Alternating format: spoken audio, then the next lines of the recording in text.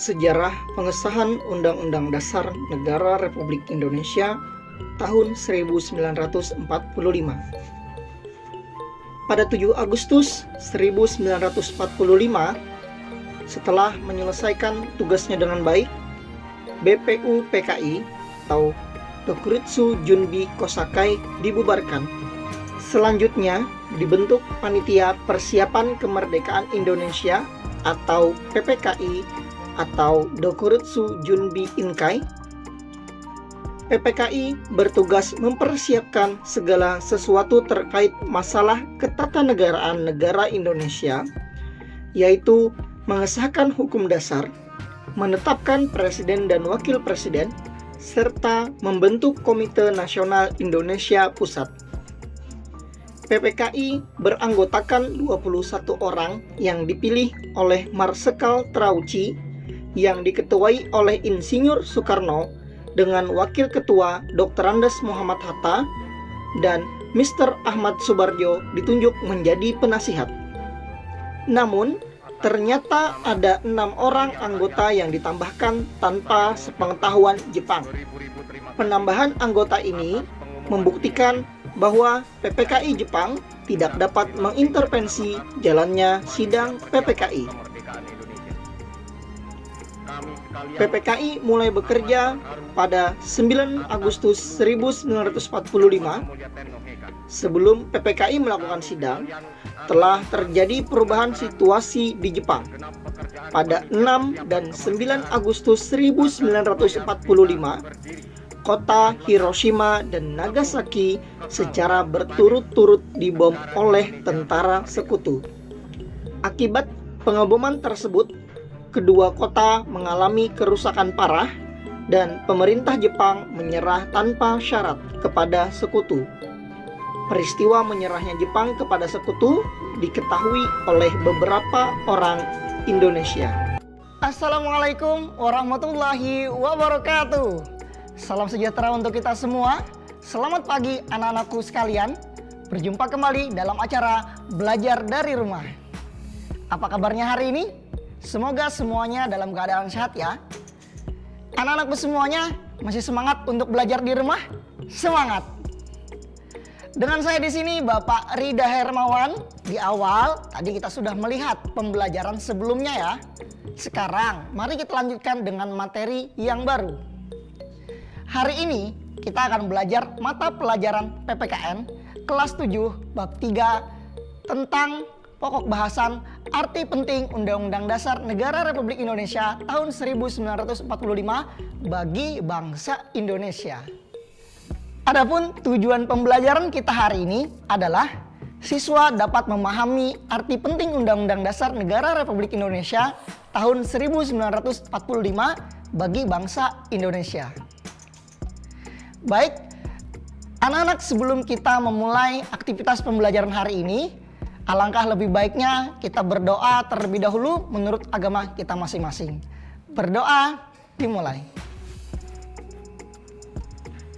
Selesai. Sebelum menyimak video pembelajaran, pastikan kalian sudah menyiapkan alat tulisnya ya. Dan jangan kemana-mana karena saya akan kembali lagi setelah iklan yang satu ini.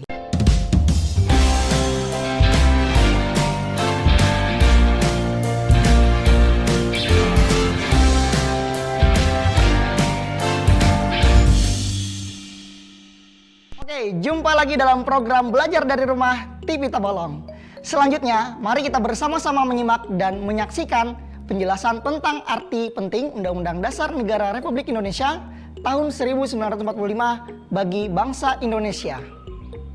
Materi pertama, Undang-Undang Dasar Negara Republik Indonesia tahun 1945 memiliki kedudukan paling tinggi dan fundamental serta memuat pola kehidupan bernegara di Indonesia.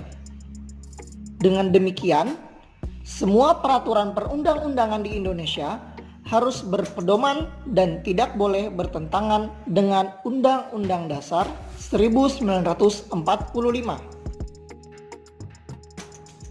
Sebagai warga negara Indonesia, kepatuhan kepada Undang-Undang Dasar 1945 harus dipupuk dan dikembangkan sehingga tercipta ketertiban, keteraturan, dan kesejahteraan. Apabila kehidupan bernegara sudah menyimpang dari Undang-Undang Dasar 1945, akan terjadi ketidakharmonisan, bahkan mungkin dapat menyebabkan bubarnya negara Republik Indonesia. Untuk itu, kita harus berkomitmen melaksanakan Undang-Undang Dasar Negara Republik Indonesia tahun 1945.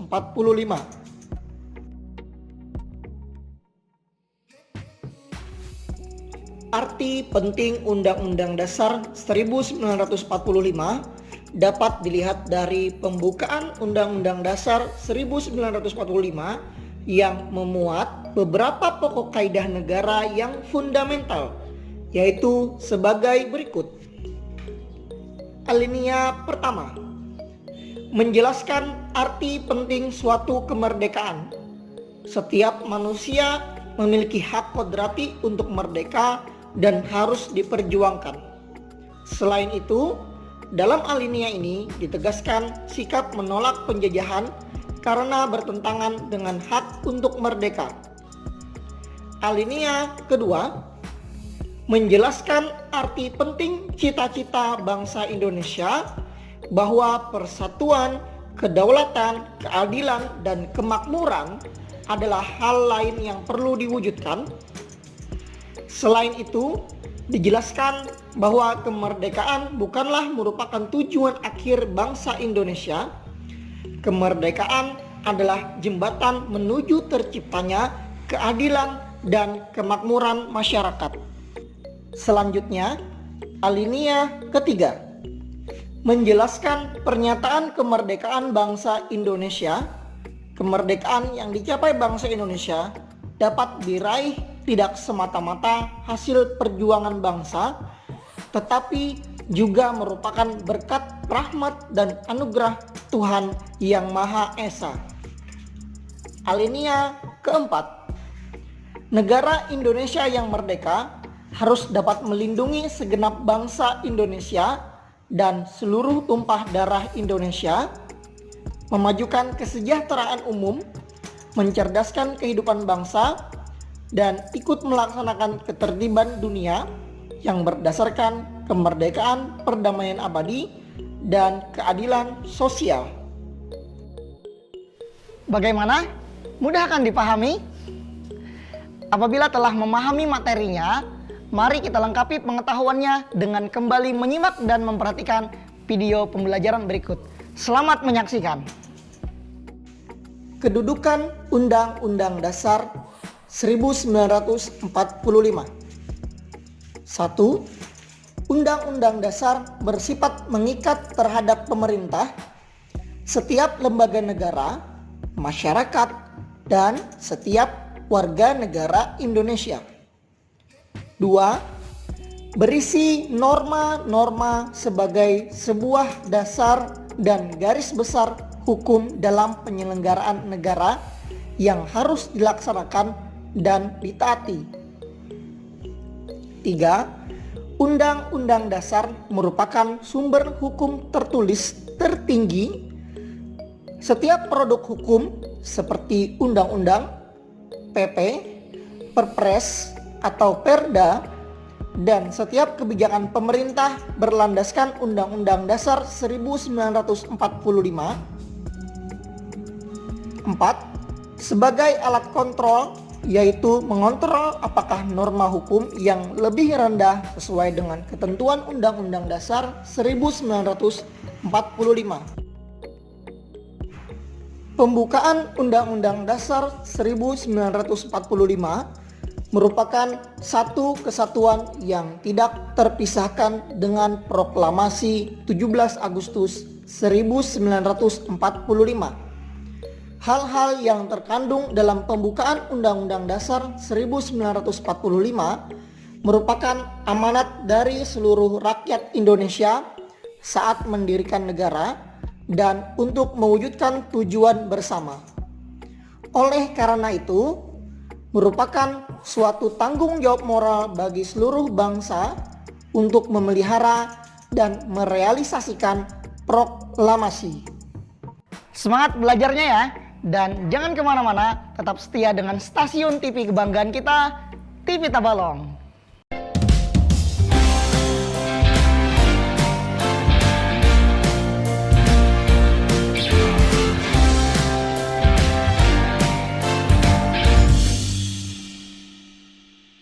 Oke, kita tiba pada penghujung pembelajaran hari ini, yaitu kesimpulan dan tugas.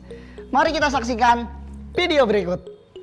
Kesimpulan kita pada materi hari ini adalah 1. Undang-Undang Dasar Negara Republik Indonesia tahun 1945 memiliki kedudukan paling tinggi dan fundamental serta memuat pola kehidupan bernegara di Indonesia. 2. Pembukaan Undang-Undang Dasar 1945 merupakan satu kesatuan yang tidak terpisahkan dengan Proklamasi 17 Agustus 1945. Tugas hari ini adalah mengapa semua undang-undang dan peraturan-peraturan yang dibuat tidak boleh bertentangan dengan Undang-Undang Dasar 1945. Sebagai penutup, pesan Bapak, selalu patuhi protokol kesehatan. 1. Gunakan masker saat keluar rumah. 2. Mencuci tangan pakai sabun. 3. Jaga jarak dan hindari kerumunan. 4. Tetap semangat, jaga kebersihan diri, dan jaga kesehatan. Ayo pakai masker. Masker ulun melindungi pian dan masker pian melindungi ulun. Mari kita akhiri pertemuan ini dengan bersama-sama mengucapkan hamdalah. Alhamdulillahirabbil alamin.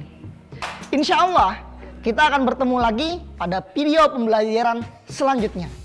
Belajar PPKN itu mengasihkan dan menyenangkan. Terima kasih. Wassalamualaikum warahmatullahi wabarakatuh.